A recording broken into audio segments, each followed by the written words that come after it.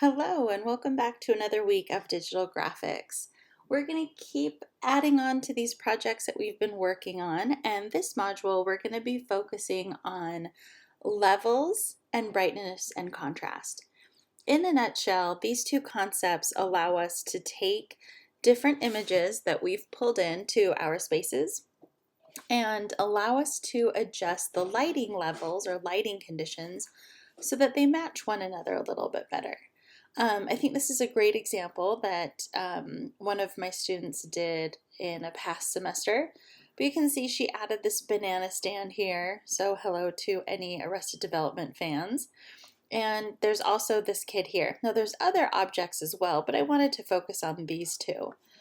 Now remember, what we're trying to do is to make items as unbelievable as they are, like a banana stand, still look like, they might not be photoshopped.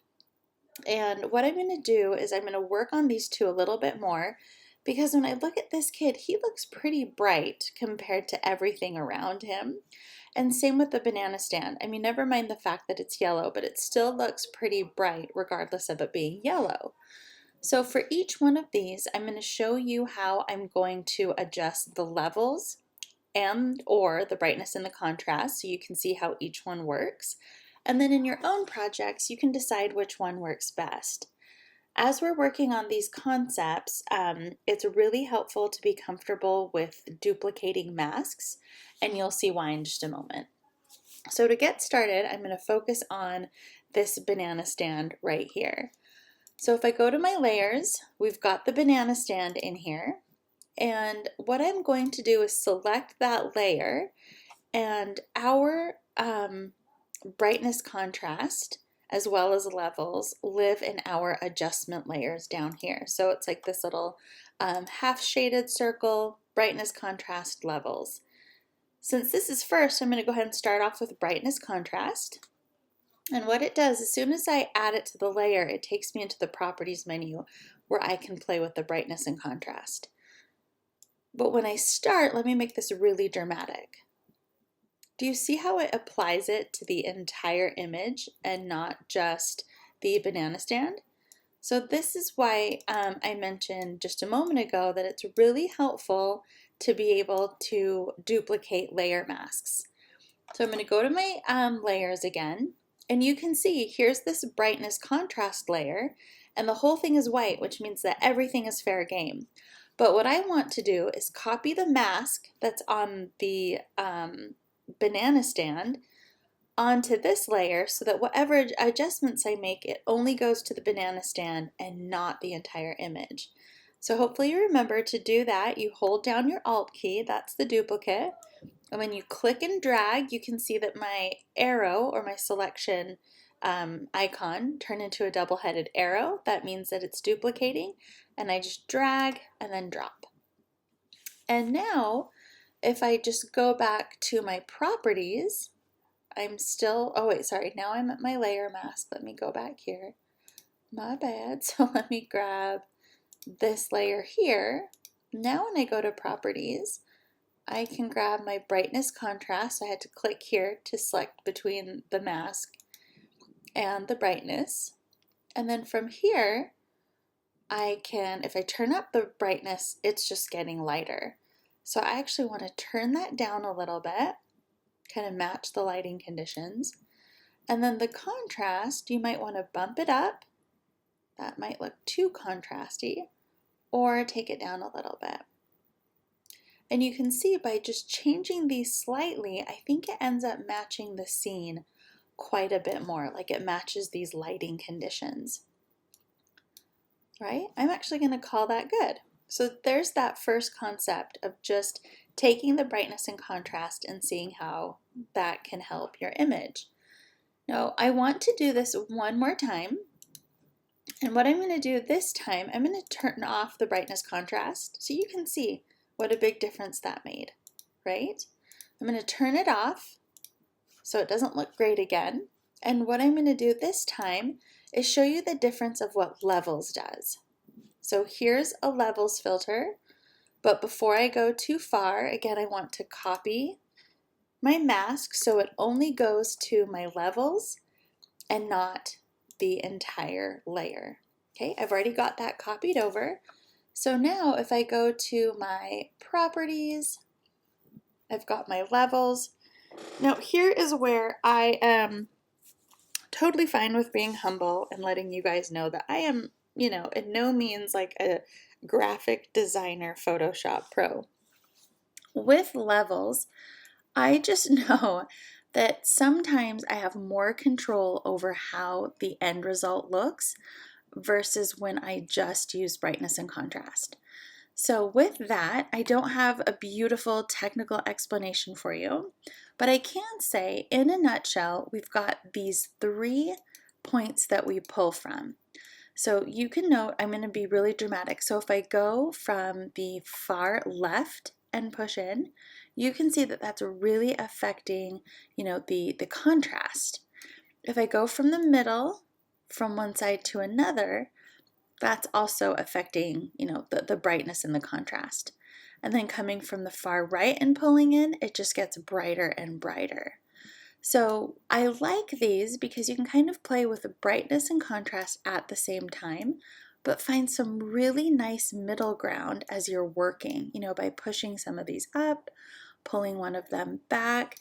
So again, really similar, but I do feel like you have a little bit more control. Now within both of these, I should mention that there are some presets. So if you look at the top, it says preset. You can say increase contrast, and it does an automatic selection for you. So this is the numbers for increased contrast. Let's see what happens with increased contrast 1. That took it up by 10 versus 30. So these might help just kind of give you an idea of where to go. But honestly, I've never found one that was like, oh wow, this default or this like preset works really good.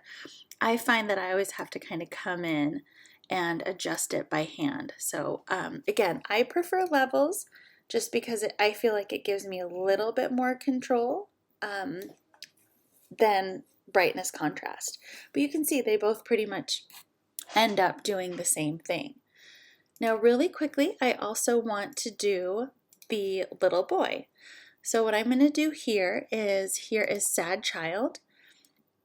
So I'm going to start off by doing the same thing. First, I'm going to go down to my adjustments and add the brightness contrast.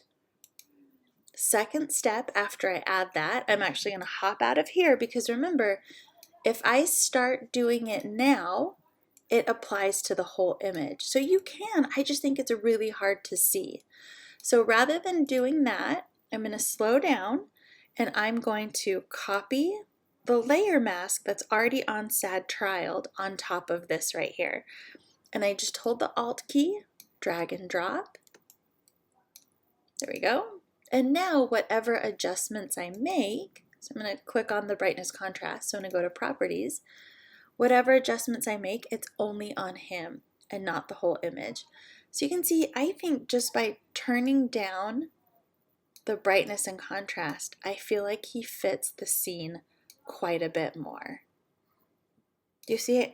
It's very subtle, it might take you a while before you see it, but I think the more you work in Photoshop, you'll start to see it even more.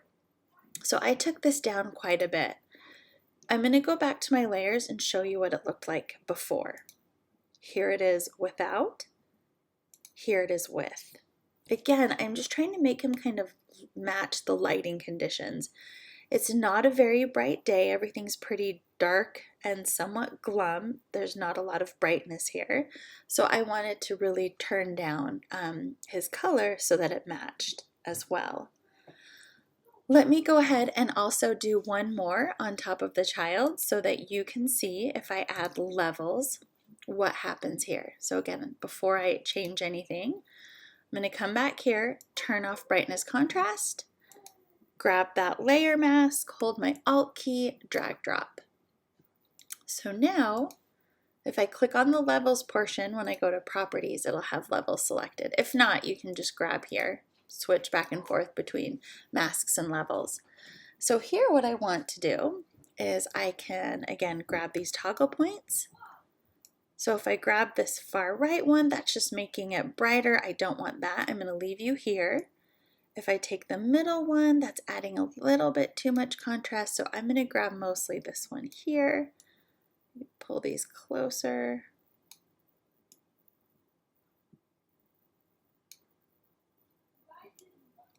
Again, I'm just kind of eyeballing it until it looks right to me. I kind of want to find that the sweet spot of the color.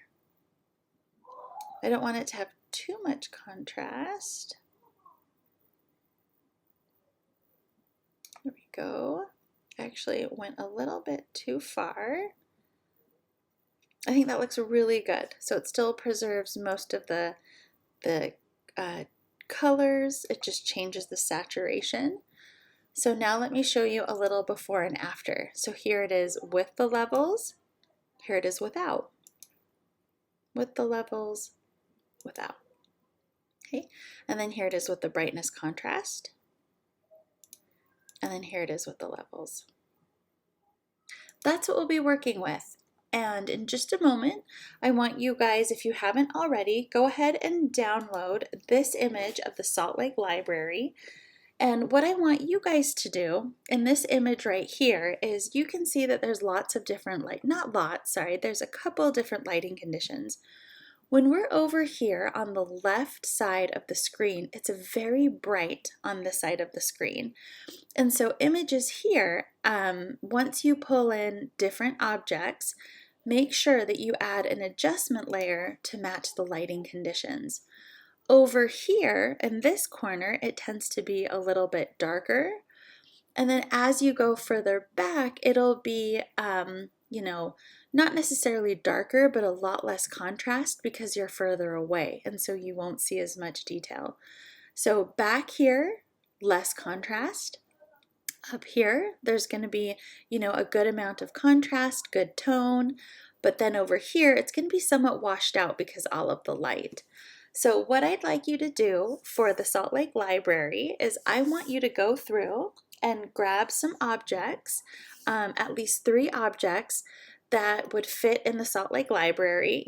Again, I've seen some unbelievable things, but it still works. So pull in 3 objects, mask them, make sure that you adjust the layers as far as their levels and brightness, either or.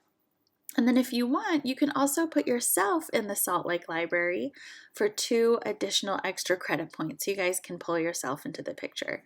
So I'd love to see what you guys do with this. And you'll be posting your final work in the discussion. And we will be looking at not just your masking, but also how well you did with the lighting. So have fun with it. And then this part of the assignment will take some time because you're finding new objects. And then before we're done this week, I'm also going to ask you guys to go back through ArtSpace, Villa Savoy, as well as the Salk Institute, and go ahead and adjust the levels and brightness contrast for all of your work. So the bulk of your work will be this exercise right here, but then you'll also do some adjustments with your other assignments as well. That's it for this week. I hope you guys are doing well, and we are almost halfway there. So hang in there, everyone.